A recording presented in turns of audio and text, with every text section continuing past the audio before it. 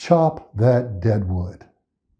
Let's face it, wordy phrases are usually the first ones that come to us. They're like drilled in our brain or something.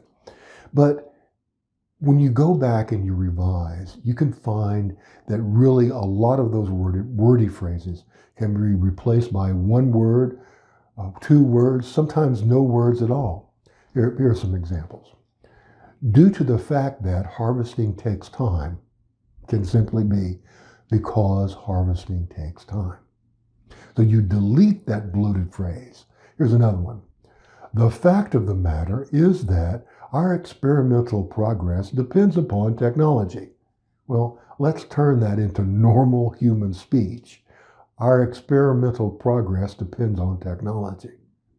Other examples of Deadwood include during the course of, which can be reduced to during, take into consideration, which can be replaced with consider, and with the exception of, to simply accept.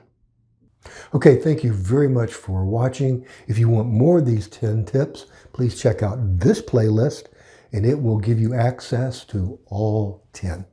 Okay, see you in the next video.